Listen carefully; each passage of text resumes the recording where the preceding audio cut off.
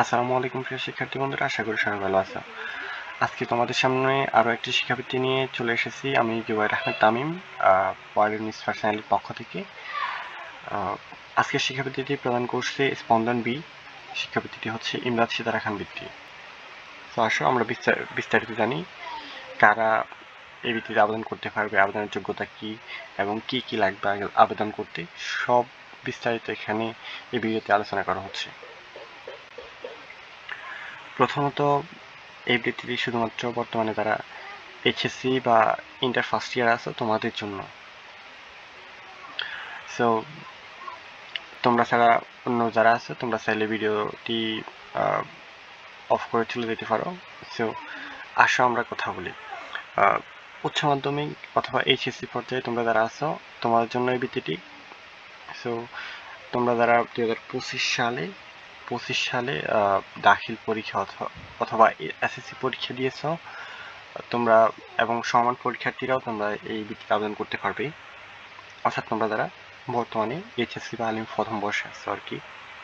So আবেদনের শেষ সময় হচ্ছে নভেম্বর 2, 2025 রবিবার। সো এরপরে তোমাদের আবেদন আর গ্রহণ করা হবে না। এখন আবেদনের যোগ্যতা নিয়ে কথা বলবো।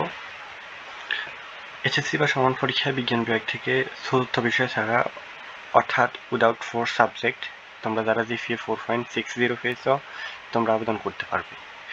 মানবিক বা বাণিজ্য বিভাগ থেকে উইদাউট 4 সাবজেক্ট তোমরা যারা 4.50 পেয়েছে তোমরা আবেদন করতে পারবে।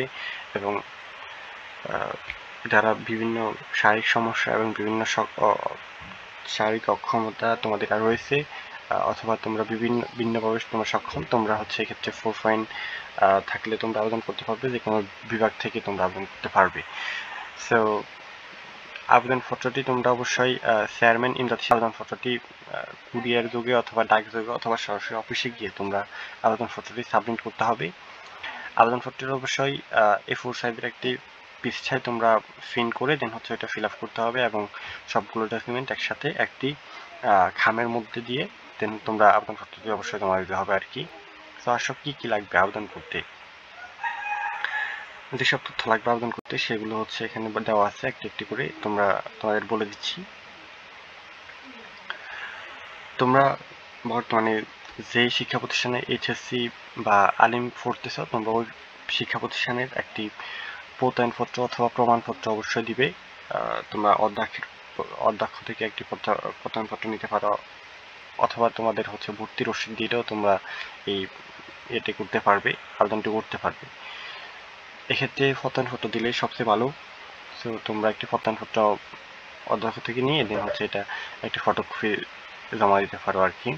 সো আসো দ্বিতীয় যে শর্ত সেটা হচ্ছে তোমরা যে পরীক্ষা এসএসসি বা দাখিল পরীক্ষা পাস করেছো সেটার মার্কশিটের যে ফটোকপি ও সাম্প্রতিক তোলা 2 কপি পাসপোর্ট সাইজের ছবি, তোমরা নিজেদের ছবি তোমরা আবেদনপত্রে সংযুক্ত করবা।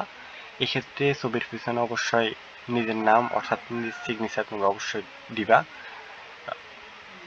যাতে করে ছবিটি অথরাইজ হয়। অ্যান্ড আবেদনকারী কেন নিজেকে বৃত্তির জন্য যোগ্য মনে করো, অর্থাৎ তুমি কেন তোমার এই বৃত্তি তোমার পেতে হবে, কেন তুমি এই বৃত্তির জন্য নিজেকে যোগ্য মনে করো সেটা লিখে 250 থেকে 350 শব্দে একটি বর্ণনা লিখতে হবে। এটা অবশ্যই নিজের হাতে লিখতে হবে বাংলায় সুন্দর করে, যাতে করে বোঝা যায়, স্পষ্ট ফুটতে পারা যায় এমন করে লিখতে হবে অবশ্যই। পাঠ্যক্রমের বহির্ভূত অর্থাৎ কার্যক্রম অর্থাৎ তোমরা যারা এক্সট্রা কারিকুলার কার্যক্রমের সাথে বিভিন্ন ক্লাবের সাথে যুক্ত আছে তোমরা ওই ক্লাব থেকে প্রমাণপত্র স্বরূপ প্রত্যয়নপত্র বা যে কোনো আবেদন করার সিলেক্ট হওয়ার সম্ভাবনা তোমাদের থেকে যাবে। তোমরা অবশ্যই এক্সট্রা প্রায়োরিটি পাবা। সো 6 নম্বর যে এটা দেওয়া আছে 6 নম্বর শর্তে বলা হয়েছে আবেদনপত্র যদি তোমরা কারো কাছ থেকে নকল করো অথবা কারোর সাথে মিলে যায় অথবা কোনো রকম তথ্যের অসঙ্গতি থাকে তাহলে তোমাদের আবেদনপত্রটি বাতিল হয়ে যাবে। এবং সর্বশেষ তোমরা যারা শারীরিকভাবে অক্ষম অথবা তোমাদের অন্য কোনো সমস্যা আছে তোমরা হচ্ছে সমাজসেবা অধিদপ্তর কর্তৃক অথবা সংশ্লিষ্ট প্রতিষ্ঠান কর্তৃক একটি সনদ অথবা পরিচয়পত্র সংযুক্ত করতে হবে অবশ্যই। ওই কপি তোমরা আবেদনের সাথে সংযুক্ত করবে, এতে করে তোমরা হচ্ছে এক্সট্রা প্রায়োরিটি পাবা আর কি।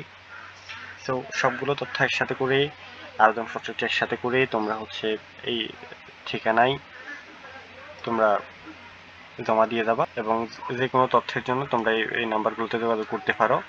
আর তোমাদের আবেদনপত্রের সাথে পরিচয় করে দিচ্ছি, এটা হচ্ছে সেই আবেদনপত্র। এই আবেদনপত্র তোমরা অবশ্যই ফিল আপ করবা সুন্দর করে, এটা প্রিন্ট আউট করে দেন হচ্ছে এটা ফিল আপ করবা। অবশ্যই তোমরা যদি চাও তোমাদের জন্য কীভাবে আবেদনপত্রটি ফিল আপ করতে হবে, কীভাবে পুরো আবেদন প্রসেসটি হবে বিস্তারিত তোমাদের নিয়ে বিস্তারিত তথ্য নিয়ে তোমাদের হচ্ছে একটি ভিডিও করে দেওয়া হবে। যদি তোমরা চাও তোমরা কমেন্ট করবা অবশ্যই। আর কোথাও না বুঝলে, কোথাও কোনো সমস্যা ফেস করলে অবশ্যই তোমরা আমাকে নক দিবা।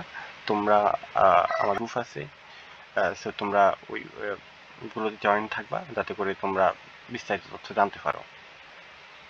এই ছিল আজকের ভিডিও।